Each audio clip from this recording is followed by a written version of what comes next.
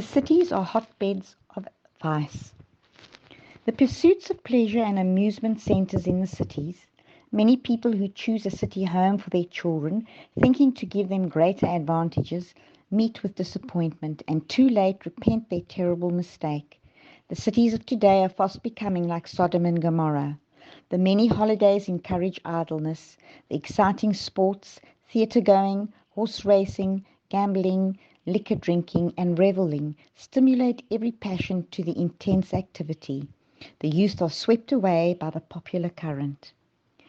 Light has been given me that the cities will be filled with confusion, violence, and crime, and that these things will increase till the end of Earth's history.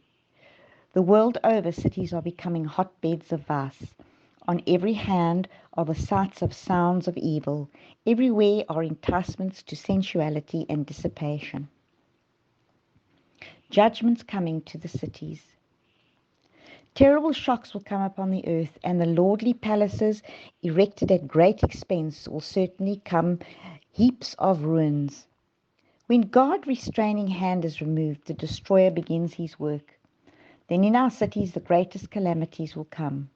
The Lord gives warnings to the inhabitants of the earth, as in the Chicago fire and the fires in Melbourne, London, and the city of New York.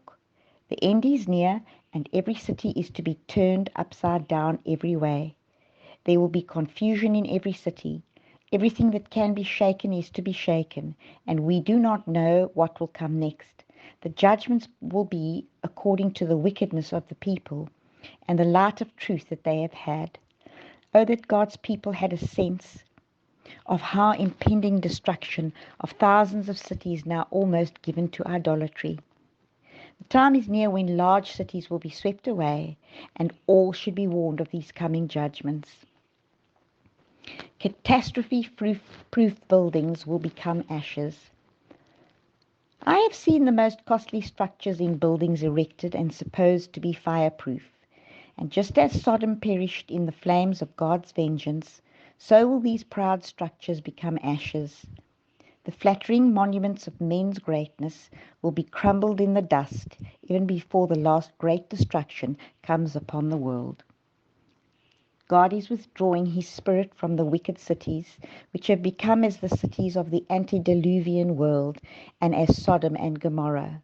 Costly mansions, marvel of architectural skill, will be destroyed without a moment's notice when the Lord sees that the owners have passed the boundaries of forgiveness. The destruction by fire of the stately buildings, supposed to be fireproof, is an illustration of how, in a short time, Earth's architecture will lie in ruins. Men will continue to erect expensive buildings, costing millions of money.